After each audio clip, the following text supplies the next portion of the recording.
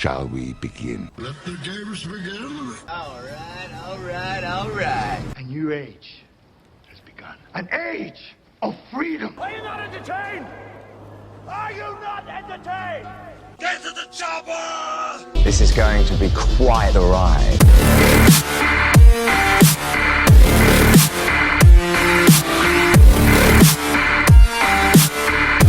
And hello, everybody, and welcome to the Movie Pit Podcast. I am your host, Christian. Thank you very much for joining me on the podcast this week. This week, it is a very big week, and I'm just going to get right straight to it. This is the Movie Pit Podcast, where we talk about all of the biggest breaking movie news items that have come out throughout the week. Talk about the movie trailers. We got one real big trailer I want to talk about. There were a couple other trailers that came out this week. Those will be linked down below in the description / show notes area. We'll talk about, all the movie news, and we'll talk about movie theaters opening up because they're starting to open up. Not everywhere. So, some places. We'll talk about that when we get to it. But yeah, let's start off the Movie Pit Podcast because we got a bunch of movie news to talk about. Before we get to all that, I do, however, want to mention a melancholy note. Ben Cross passed away this week at the age of 72. Cross is probably well known amongst a lot of people, especially the film buffs, for playing the gold medal winning Olympic sprinter Harold Abrams in the 1981 film Chariots of Fire. For more recent audiences, he was probably most well known for playing Zachary Quinto's Spock's father in the J.J. Abrams Star Trek movies. He was also in the Cinemax series Banshee, which I was a huge fan of when it was on. He was in that for like the first 2 seasons. He died in Vienna of an unspecified illness, so we don't know if it was COVID related or not. He studied at the Royal Academy of Dramatic Arts and was a member of the Royal Shakespeare Company. So he did a lot of Broadway stuff since when he started, and even afterwards, where he joined Hollywood. His debut film was a war film in 1977 called A Bridge Too Far. So obviously melancholy happy trails to Ben Cross for all the work he's done in Hollywood and for everything else he's done. So my thoughts and prayers, of course, go out to him and his family. I know his daughter was the one that told everyone that he had passed away. So rest in peace to Ben Cross.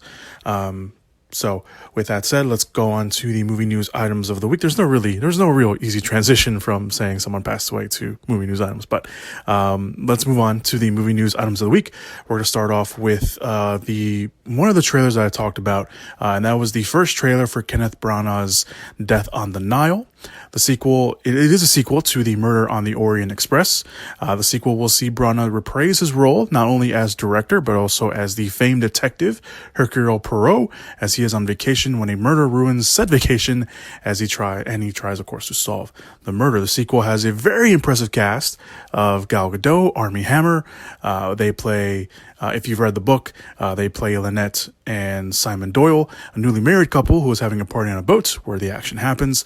They also stars Tom Bateman, Emma McKay, Russell Brand, Rose Leslie. I don't know why I couldn't say her last name. Letitia Wright, Sophia Okokindo, Jennifer Saunders, and Annette Bening. Currently, Death on the Nile does have a release date of October 23rd this year, so we'll see if that pops up. The trailer's fine. I wasn't the biggest fan of Murder on the Orient Express.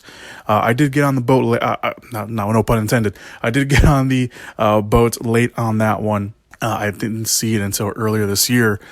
So seeing Death on the Nile, I'll probably end up going watch it. I mean, it is a very impressive cast, but I don't know. It's fine. I have never read any of the Agatha Christie Hercule Poirot books, so I'm not too connected to that as some other people are.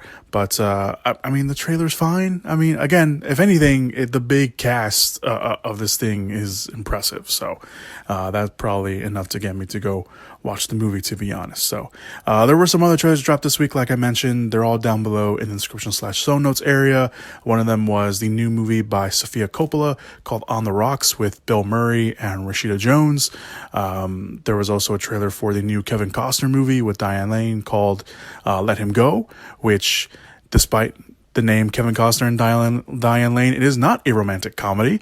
It is actually a crime thriller mystery, which was surprising to me because I have heard about this movie. I've seen it on the release schedule, and I just kind of always just flew past it because it was just one of those things. It even sounded not necessarily like an action movie. I guess I never really saw the genre of the movie, and it's not what I expected. So there is that. There was also another trailer down there that I can't remember what it was, but it's also down there if you want to go check that out. Oh, it was for The Secrets We Keep, which was a movie with Noomi Rapace, where she plays a war survivor. I don't remember if it was World War I or World War II, but she plays a war survivor.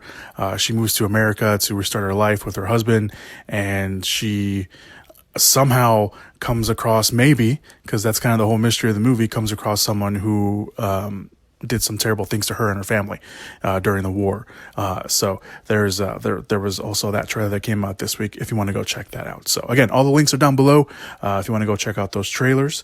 If you already saw them, you can go check them out again. But yeah. All right, so let's move on to the other movie news items of the week. We're going to start off, of course, with Quickfire. And again, if you're new to the podcast, Quickfire is usually the self-explaining movie news items where I don't have too much to say. So we're going to start off with the first one. Variety reports that The Batman is gearing up to resume filming as early as September. They had already started filming before Hollywood shut down everything when COVID broke. So they're going to hopefully restart that in September. They did release that new logo for The Batman earlier this week, a couple days ago, actually, which looks really cool. It's very red, but it looks very, very cool. The Batman does currently have a release date of October 21st, 2021, so they could potentially still make that release date if they start filming once again. The report that mentioned the Batman starting up filming also mentioned that Fantastic Beasts 3 will also start production in September too, if you're still interested in that franchise. So there you go. We have more Batman news, not the Batman, but we have more Batman news later on in the podcast. And if you were all paying attention to the movie news items of the week this week online, you already know what we're talking about. Let's move on to the other Quickfire movie news items. We have quite a few Quickfire movie news items. Universal Pictures feature adaptation of the Tony-winning musical Dear Evan Hansen, that's a mouthful, has cast, I'm always mispronouncing it because I always want to say Amanda, but it's not Amanda. It's Amandala, because she has an L right after the D. Steinberg. She was Rue from The Hunger Games. Of course, she's done some other stuff since then. But Steinberg will play Anala, a high school senior whose, quote, cheery facade and social media savvy mask her deeper loneliness and isolation, and whose response to the death of a classmate ignites a movement. The role has reportedly been reconceived and expanded for the movie. Plus, Steinberg will also actually sing an original song composed for the movie itself. Stephen Chbosky, who directed The Perks of Being a Wallflower and Wonder, will direct the movie, while Stephen Levinson, who wrote the book and the stage musical, or wrote the book for the stage musical, is writing the script for the movie. Steinberg, like I mentioned, was Rue in The Hunger Games. She was also seen last in the Netflix musical drama The Eddie, and can be seen also in The Darkest Minds, Everything, and probably the thing that kind of broke around to the scene, besides Rue from The Hunger Games, was The Hate You Give, if you managed to watch that. So there you go. On that, and Dear Evan Hansen, again, it's a musical. It was very Tony Award winning musical. The death of a classmate inspires one of the other people who claim to have known him to start a relationship with the family, but he didn't really know him at all, so he's kind of had to live in this lie. At least that's the gist of what I got from what I can remember from like a couple podcasts ago where we talked about it. Anyway, let's move on. Daniel Day Kim and Randall Park are set to star in an untitled heist movie that is in the works at Amazon that will feature a largely Asian American cast.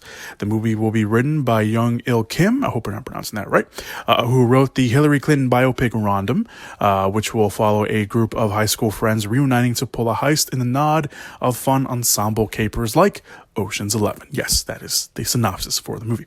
The idea is based off an idea by Kim Park and John Cheng, who wrote, and the writer of the movie. Kim said the script has nods to, quote, Ocean's 11, The Full Monty, as well as Better Luck Tomorrow. So there you go. And Better Luck Tomorrow, by the way, if you've not seen Better Luck Tomorrow, I highly recommend you go watch that movie. It's very, very good. So that's interesting for itself. Obviously, there's a lot of talk about getting more involvement from the minority in Hollywood, and one of those minorities in Hollywood is Asian American. So this is very cool. And you got Daniel Day Kim and Randall Park, two people who are fairly loved in the Asian American actor community. So that's really cool. Moving on, Pete Davidson and O'Shea Jackson Jr. are set to star in the SXT Films dramatic comedy American Soul, which, and Soul, by the way, is spelled S-O-L-E. S-O-L-E, which is set in the world of an aftermarket sneakers.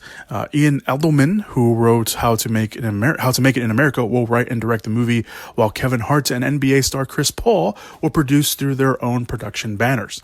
While Stadium Goods, the world's premier sneaker and streetwear marketplace, will serve as a consulting producers on the project. The movie itself will follow two 20-somethings, one of them being Davidson and one of them being a soon-to-be-named star, with mountains of college dads who set to achieve their American dream by reselling sneakers on the secondary market.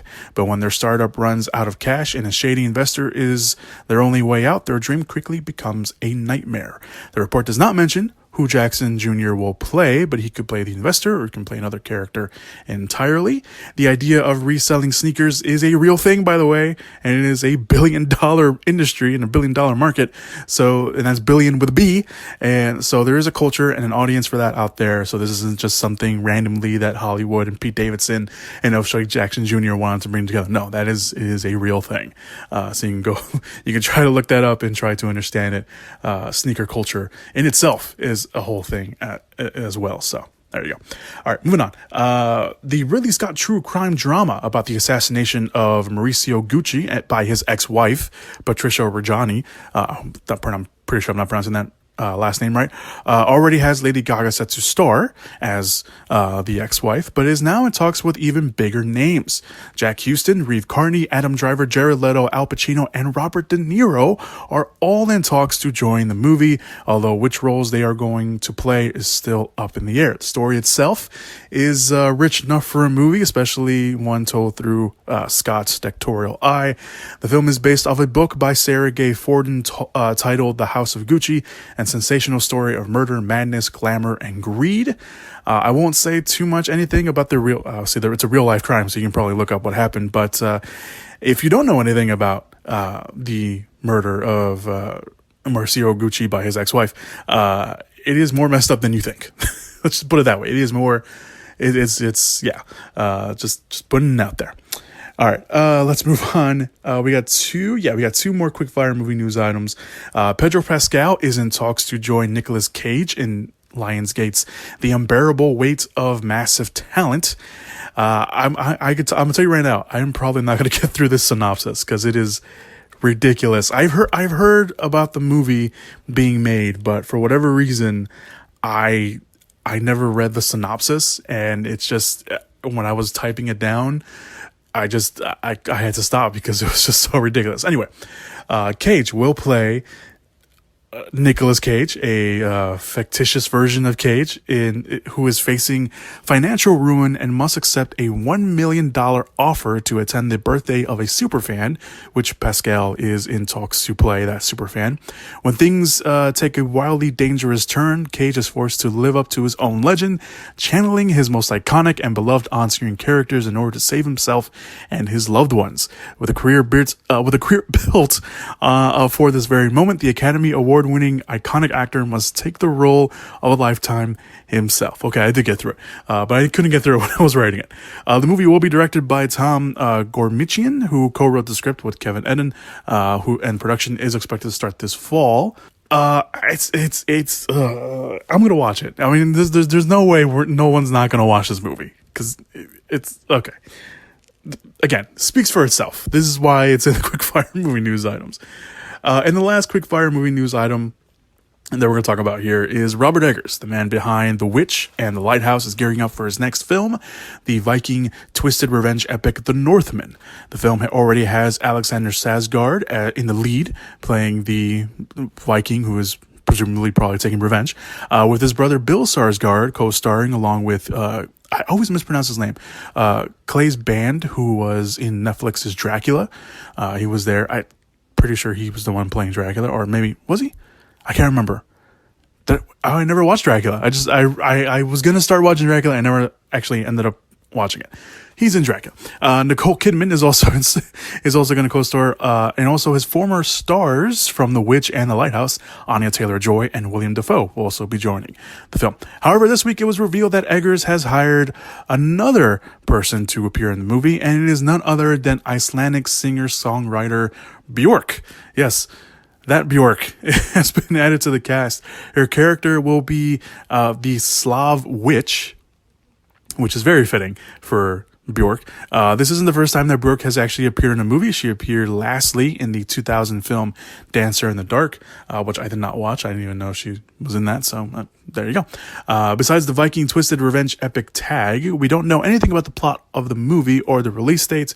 It does seem like they're going to start production pretty soon, of course, with COVID guidelines. We can probably assume it's going to be very scenic and brutal, as is most of Eggers' work so far. And according to Eggers himself, the movie will be, quote, massive in scale compared to The Lighthouse and The Witch. So that's very exciting to see what he's going to do with all that. And again, the cast is fantastic in itself. So there you go. Those are the quickfire movie news items of the week. Let us move on to the bigger movie news items of this week. So the first one, this is a bit of a kind of why news, but it was also buried in another report. So there was a report that came out. It was talking about the Amazon show Dead Ringers, which will be coming out soon, I suppose. But the company behind it, Morgan Creek, is reportedly working on a reboot to a horror classic, again buried in this report, so it's somehow just, it was like, yeah, it's whatever. Morgan Creek is reportedly working on a reboot to the horror classic The Exorcist. Yes, that one. The wording on the report is pretty straightforward, saying quote, currently Morgan Creek projects include Stay Tuned on AMC, with a theoretical reboot of The Exorcist in the works for 2021. End quote. So the last time the franchise was on the big screen was in 2005 for Dominion, prequel to The Exorcist. That was the whole title of the movie. There was also an alternate version of 2004, the 2004 movie Exorcist: The Beginning, those movies of course follow the first three Exorcist movies, because yes, there have been that many Exorcist movies. There was also a short-lived and fan-approved TV series that took place in the same world as the original film, with the same name, The Exorcist, that was on Fox, that again was fan-approved. Everyone really liked it, and they ended up canceling it after 2 seasons.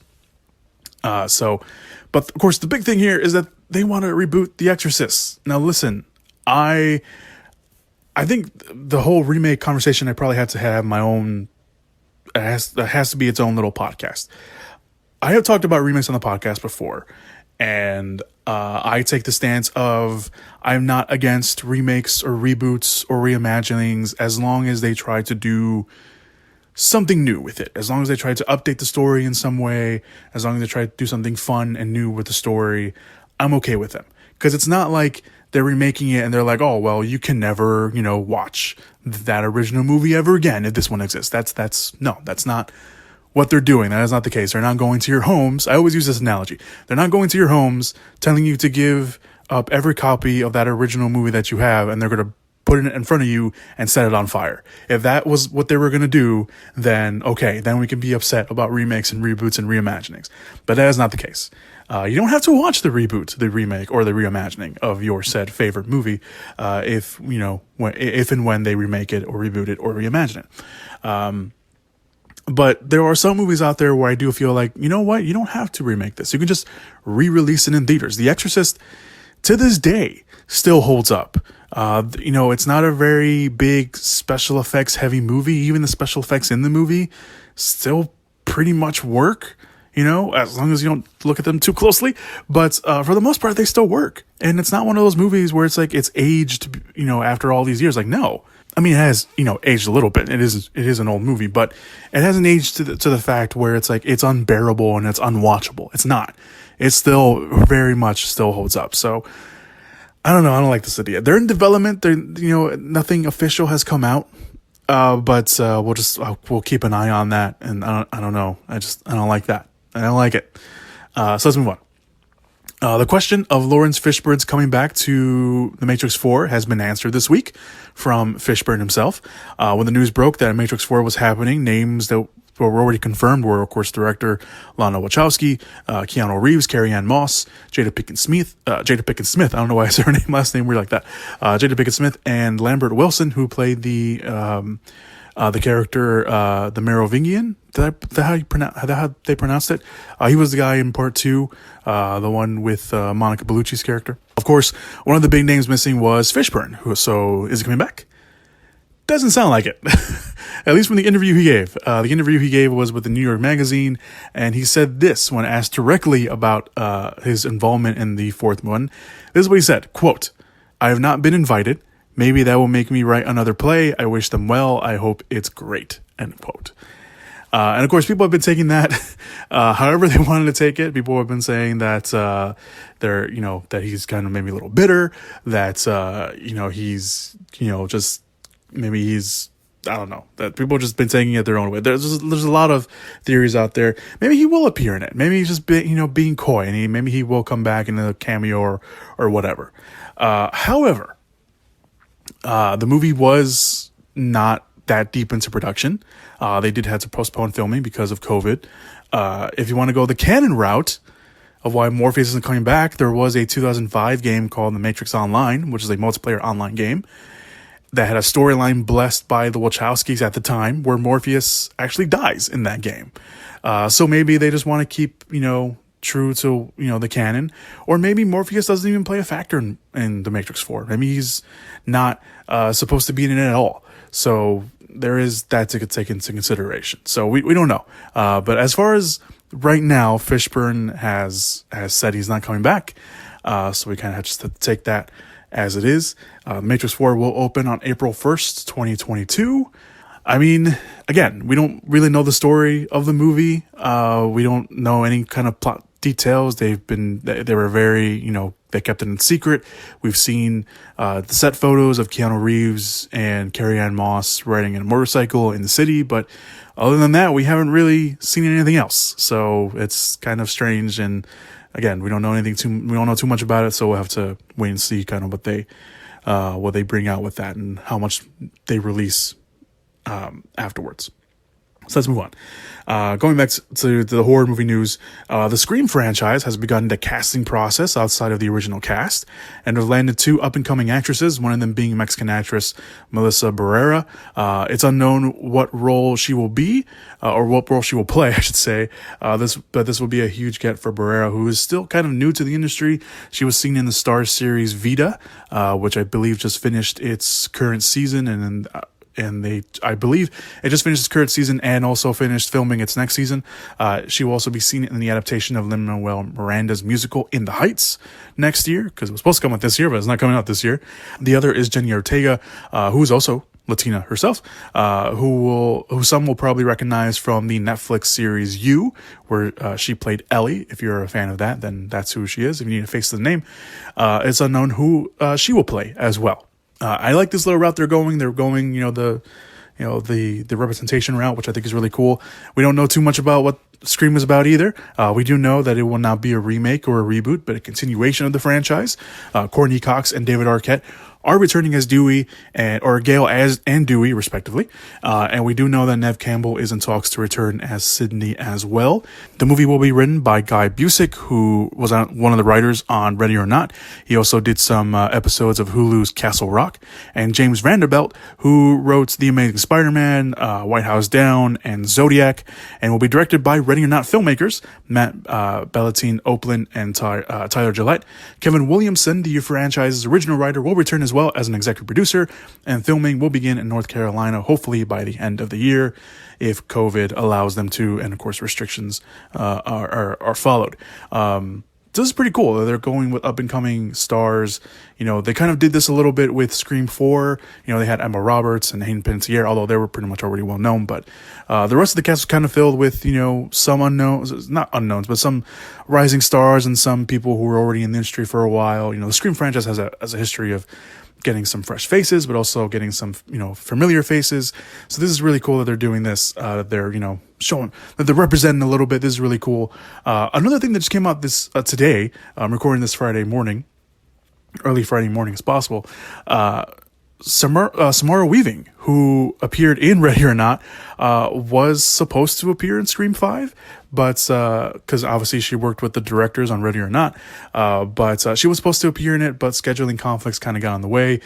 She was stuck in Australia filming a miniseries for Hulu, but they did ask her to come. The guys did ask her to be a part of it, but she had to turn it down because of travel restrictions and, of course, you know, with the series that she's working on right now. So that kind of sucks, but it's cool that you know, they wanted to bring her back and kind of work with her again. I think that was really cool. Again, we don't know anything about Scream 5. I'm excited. I wasn't the biggest fan of Scream 4.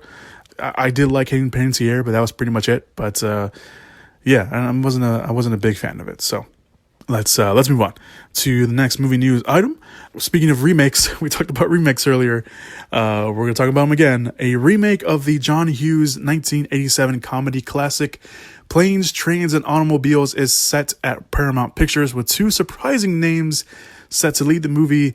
Those names are Will Smith and Kevin Hart. The original starred Steve Martin and John Candy as a mismatched odd couple who share a 3-day road trip as they try to make it home to Chicago in time for their Thanksgivings. Martin played a high-strung marketing executive, while Candy played, probably John Candy, played his annoying travel partner. It's unknown who will play who in the remake, but we can probably assume that maybe Will Smith will play the straight man and Kevin Hart will play the annoying travel partner. The movie will be written by Aisha Carr, who has mainly worked in TV. She wrote for series like Everybody Hates Chris, Brooklyn Nine-Nine, and the upcoming Hulu series Woke. She will write the script for the movie. There's no director attached just yet, but given that these two are very busy men in their own right, and with COVID still limiting a lot of productions, it could be a while before this even gets in front of the cameras. But yeah. I do want to say I've watched Planes, Trains, and Automobiles. It's probably been a very long time since I watched it, so I don't have as fond of memories as some other people do. I know there's a lot of people that were upset about this happening because it is one of those comedy classics, and you know, when you think of John Hughes, you usually think of, you know, The Breakfast Club and Pretty in Pink and the other one. Why can't I remember the other one? I can't remember the other high school one. Was it am I thinking of Ferris Bueller? I might be thinking of Ferris Bueller. Anyway, you think of those movies when you think of John Hughes. You don't think of Planes, Trains, and Automobiles. I mean, but a lot of people were upset about this, especially with Kevin Hart and Will Smith attached. But again, they're not going to your house telling you to burn every copy of the original you have. But we'll see. And again, I don't remember too much about it. I know I've seen it. I don't remember too much about it. It's been a long time since I've seen it. So if I'd seen it recently or it stuck to my head a little bit more, I would have a lot more to say. All right, let's move on to the next movie news item. The cast of Guillermo del Toro's Pinocchio has been revealed. The stop-motion animated feature will be a musical and feature the voices of newcomer Gregory Mann as Pinocchio. Ian McGregor, who was already cast in the movie, we kind of knew he was attached for a while. He will be voicing Jiminy Cricket. And David Bradley will be voicing Geppetto. David Bradley, of course, Walder Frey from Game of Thrones. He was also a Del Toro. He's also kind of a Del Toro alum. He played the professor in the Strain TV series. The rest of the cast will include Finn Wolfhard, of course, from Stranger Things, John Turturro, Tim Blake Nelson from Watchmen, the TV series, Kate Blanchett, Tilda Swinton, and Christoph Waltz. It will also include other Del Toro regulars in Bern Gorman from Pacific Rim and Crimson Peak, and of course his favorite, Ron Perlman, because of course Guillermo del Toro can't do a movie without Ron Perlman, except Shape of Water, which I'm pretty sure he asked him to do, but he couldn't do it. It was also revealed that Del Toro will co-direct the movie with Mark Gustafson, who was one of the directors of Fantastic Mr. Fox, which is one of my favorite stop-motion animated movies. If you have not seen Fantastic Mr. Fox, I highly recommend you do. The score will also be done by Alexandra Desplat, who did The Shape of Water score for Del Toro, so that's a nice little reunion there. Del Toro's Pinocchio is, quote, set during the rise of fascism in I cannot say it. Mussolini's Italy. There you go. Wow. Netflix's musical is a story of love and I'm not editing that out. Netflix's musical is a story of love and disobedience, and Pinocchio struggles to live up to his father's expectations. End quote. The movie began filming last fall and continued actually uninterrupted during the pandemic. So the movie is expected to debut in theaters and on the streaming service once it is fully completed. The movie has been a passion project for Del Toro, so it's finally nice to see that come out, and especially with a cast like this. I mean, that is just a who's who of cast members. No word on who everyone else will be voicing. We don't know kind of what take, besides the fact that it's, set in Mussolini's Italy. I just want to prove that I can actually say it. But this is kind of cool. I mean, they've been working on this. I know he's been wanting to do this for a while, and the fact that he's finally get to do it, and the fact that Netflix is giving him the opportunity to do it is really, really cool. I'm down for this, man. I really am. This sounds really awesome, and that cast is just amazing. All right, so let's move on to the next movie news item. This is where we get into the more nerdy territory. The Sony Pictures Marvel Universe, I am not calling it by its ridiculously long, stupid name that Sony put out, is growing. Netflix's Triple Frontier director, J.C. Chandor, who also directed A Most Violent Year, in case you need another name, in case you need another movie for him to go watch, will direct Sony's long-rumored movie about the Spider-Man villain, Kraven the Hunter. It also has a writer, and Richard Wenk, who wrote both of the Equalizer movies for the studio. Kraven, in case you don't know who he is an obsessive big game hunter who eventually sets his sights on Spider-Man. The movie was rumored a few years ago. It picked up a bit of steam when, I think it was over the weekend, where something broke out that, I don't know if Sony kind of leaked it or if it just came out, that they were looking for a kind of Joe Kinnaman type of character, or a Joe Kinnaman type of actor for the character. I saw that over the weekend and I was like, that's weird. Why would they bring that up? And now we know. Kraven the Hunter now joins the other Spider-Man villains who got their own movies, like Venom, who of course will get its sequel in Venom Let There Be Carnage coming out next year. And of course Morbius, which also comes out next year. So there you go. A Kraven the Hunter movie. I don't know what they're going to do. There's rumors that the movie will be based off Kraven's Last Hunt story from the comics, which is said to be one of the better Kraven the Hunter stories. But we'll see what kind of happens with that. I don't know. I like the design, like the look of Kraven the Hunter. I don't know if I like him as a character. I don't know if he can carry a whole movie. I don't know what his story will be, but well, I guess they're doing that. But the other big Sony Marvel movie news that came out this week, and this is the big one. This is the one that kind of, just changed everything, that shifted everything. Variety reported that Olivia Wilde has signed a deal with Sony Pictures to develop, co-write, and direct an untitled Marvel film project for the studio. Wilde will co-write the movie with her writing partner Katie Silberman, who of course she did Booksmart with. It is unknown what exactly she will be directing, but every report, literally every report, and now every headline has mentioned, and maybe it's true in some ways, that she will be directing a Spider-Woman movie. And Sony has been, toying with the idea of doing a Spider-Woman movie for years, and it seems like maybe they will finally be doing it with Wilde. There was an Aunt May movie, although that was during the Amazing Spider-Man series with Sally Field playing May, in the works for a while. A Silver Sable Black Cat movie was in development for a long time with Gina Pryce Bythewood, who directed The Old Guard. She was going to direct that until they canceled it and they decided to go the route of making 2 solo movies. It does sound like Bryce Bythewood is no longer involved in those movies. She will probably just be a producer on those movies.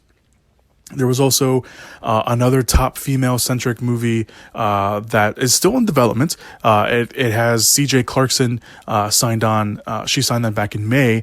That would include women characters that Sony has in the Marvel catalog. That was apparently a Madam Web movie. So maybe it was kind of like this kind of ensemble kind of movie. That movie never got off the ground, obviously, since we haven't heard anything from it. But Sony's, I guess, still looking at doing it. There's also a Jackpot movie in the works with Mark Guggenheim, who did the Arrowverse on the CW. She's a scientist who gets super strength and has to balance her superhero life with being a parent. There's been a lot of stories of Jackpot from what I hear. But back to Wilde. Deadline reported that Wilde was offered the movie, the Sony Marvel movie earlier this year, but her busy schedule didn't allow her to do so. And it nearly forced her to pass, but I guess Sony was apparently okay with waiting on her to clear up. Wilde has 3 movies lined up, one of them being the thriller for New Line titled Don't Worry Darling, which itself has an amazing cast, like Florence Pugh's in there. Now I can't remember any of the Chris Pine is another one that was being looked at. She wrote that with Silberman and is directing. She's also working on a Christmas movie for Universal with Amy Pascal, who of course was the former head of Sony, now owns her own production company. She's also producing the Untitled Sony movie with Wilde, so they probably got a good working relationship. And they're actually doing that Christmas movie first before she does this Marvel Sony movie. Wilde is also developing a gymnast drama titled Perfect, which is a biopic of gymnast Carrie Strung for Searchlight Pictures. So this Untitled Marvel Sony movie is obviously still years away, because Wilde will do the Christmas movie first, and presumably maybe Don't Worry Darling, and then the Marvel Sony movie. But it's still up in the air which one exactly she's going to do from the movies that she has lined up first. But this is really cool. If it is a Spider-Woman movie, everybody has opinions. Everyone has been having their opinions online and saying what they want to say. I think just getting Olivia Wilde herself is a huge get for the genre, for the studio, for whatever movie they're going to be working on. Wilde seemingly did confirm the news herself. She posted a picture of her son with a Spider-Man costume running away from her, which I thought was really funny. It was a still image, but it was still funny. It was her own way of confirming the news. So this is really cool. We don't know what it's about. We don't know what she's doing. Everyone is presuming that it is a Spider-Woman movie, which if it is, great, awesome. But again, will they be connected to their own universe? Again, I'm not going to say their stupid ass name, because it is a very dumb name that they have. Will they be somewhat connected to the Marvel Cinematic Universe? Because Morbius is somewhat connected to the Marvel Cinematic Universe, because of Michael Keaton's character appearing in the Morbius trailer. So we don't know. We don't know what's going to happen. I just think this is a really huge get for the studio. I think this is really awesome news, and the fact that they are trusting Wilde, who admittedly does not have a lot of movies under her belt. She has Booksmart, which was a huge successful hit. I think she has a couple short movies under her belt too, and she's got all these other movies in the works. I'm for it. I'm all for it, but I just want to know what it is. I think everyone wants to know what it is. Is it really a Spider-Woman movie? And what Spider-Woman will it be? Because there have been multiple people who have donned this Spider-Woman costume. Will it be Jessica Drew, which everyone is assuming it is, but does Jessica Drew fall under the Sony Marvel deal, or does it fall under just the Marvel Disney deal? So we don't know where that falls, but we'll see what happens. I'm all for it. Let it happen, and let's do it. All right. And finally, the last movie news item of the week. It is a big one. It is the other big comic book movie nerdy news that kind of broke the internet and made everyone go wild. No pun intended with Olivia Wilde. But before DC's Fandom event this weekend, which I'm sure many of you will probably maybe end up watching, and there will probably be a lot of news that comes out of that. Director of The Flash, Andy Muschietti, decided to drop some huge news regarding the movie, and has made a lot of fans happy. One, we already knew that Michael Keaton was going to be reprising his role as Batman from the Tim Burton movies, but his role was still a question. Would it be a cameo? Would it be an Easter egg? Would it be, a small supporting role? What would it be? Muschietti answered that question in an interview with Vanity Fair, which I will link down below if you want to read the whole interview. I think the whole article is really great to read.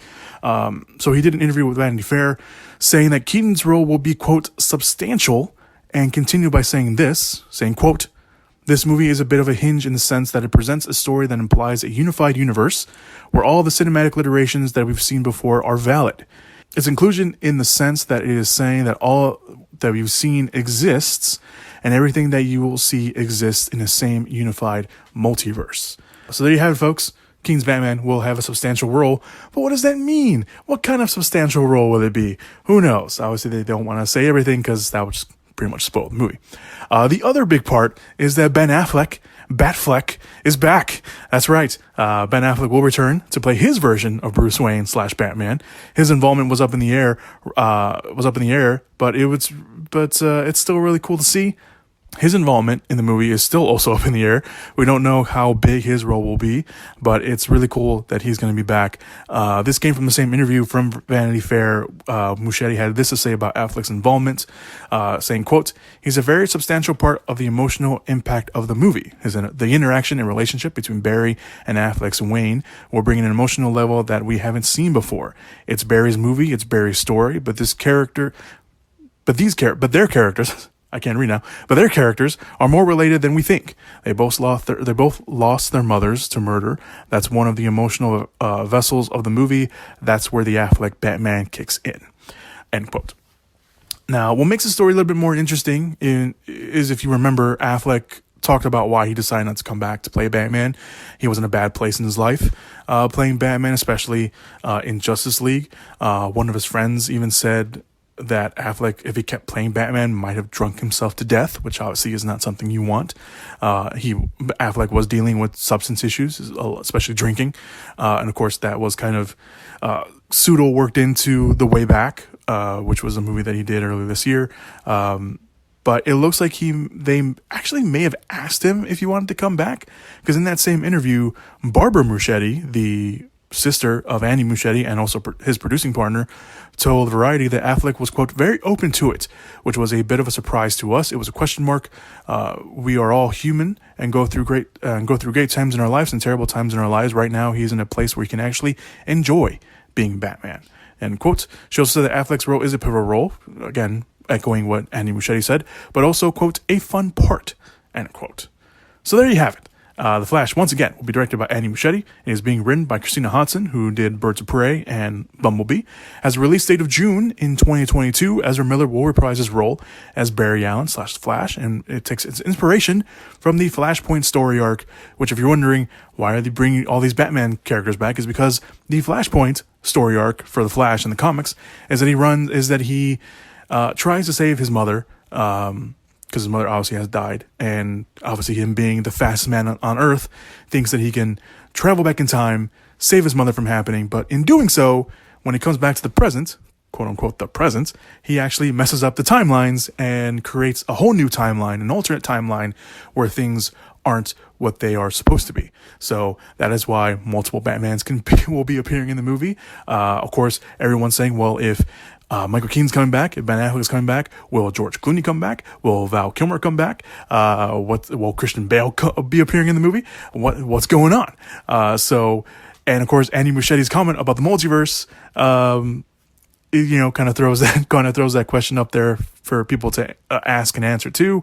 Ezra Miller did appear in a cameo in the CW shows, because the CW shows did their own kind of version of Flashpoint.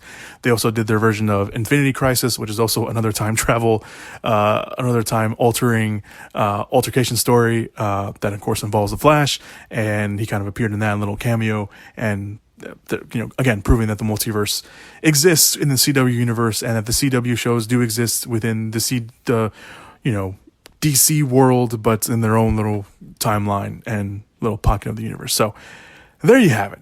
I'm really excited. I was excited when Michael Keaton was going to come back. Now we know a little bit more about his role. He will play a substantial part, so it does make me sound like he will be playing, a bigger supporting role. Then, of course, we have Ben Affleck coming back, which I'm a huge fan of. I was always an Affleck fan. I was always on board the Ben Affleck train. Everyone knows that. I was really upset when he was leaving, but I understood why he left, because, when that came out that, he may have drank himself to death. He may have done something that he would have regretted if he kept playing that role. Obviously, you don't want actors to go through that. They are still people at the end of the day.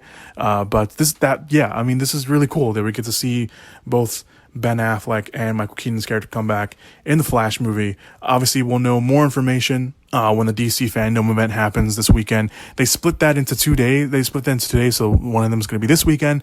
One of them is going to be in a few weekends in September. A few weekends away in September, not a few weekends of September. But yeah. I mean, that's cool. I'm all for it. You know, they're going to do the whole multiverse thing. I love it, but I don't know if that's maybe the first thing you want to do for a Flash movie, considering that we've only had the Flash, you know, for what, a couple movies now. One full movie in Justice League. He hasn't even had his own full movie yet, and the first movie you want him to have is a Flashpoint movie where he's messing with the timeline. I mean, I guess, you know, if that's what you want to do, okay, but I don't know. But we'll see. We'll see what happens. All right. That is it. That is all the movie news I have for you guys, at least at the time of this recording. So thank you guys so much for listening to the podcast this week. I very much appreciate it. If anything else big drops, I will put it down up on the Twitter page, which everything that you guys need is linked down below in the description/show notes area, the Twitter page. If you're listening to this on YouTube and you don't want to listen to it on YouTube anymore, you can go listen to it on Apple Podcasts, you can go listen to it on Stitcher, you can go listen to it on Podbean, you can go listen to it on Spotify, because the podcast is now on Spotify. We've been up there for a few weeks now, I think almost a month now. So if you need another outlet to listen to the podcast, or a better outlet to listen to the podcast, you got Spotify, you got Stitcher, you got Apple Podcasts. And again, if you enjoy listening on YouTube, hey, cool. I'm not moving the podcast away from YouTube, because it's always going to be here. Not dissing YouTube in any way. I mean, they got their own thing going on, but you know, we'll talk about that. But yeah, so that's it. Everything else you guys need is down below. Other social media accounts, like my Instagram's down there. The WordPress account is down there. I got the article for Vanity Fair down there, along with the trailers. Yeah, that's it. Thank you guys so much for listening to the podcast this week. Very much appreciate it. You guys are awesome. Click the like button, follow, subscribe, whatever platform you're on, to make sure you get the podcast every week. And yeah, that's it. If you go outside, please be safe. Wear a mask. Social distance when you can, if you can, and don't be a dick. And I mentioned movies opening up. Some movie theaters are opening up. Not everywhere, but some movie theaters are opening up, especially here in the Chicagoland area. Some movie theaters are opening up, but around the country, I know some other theaters are opening up as well. If you do go out, please wear a mask. Please be safe. Be smart. Please be smart. And that's it. That's all I got for you guys. Thank you guys so much for listening to the podcast this week. Be good people. Be safe. And as always, go watch some movies. Whoop whoop! Yeah! Give it up! Movies!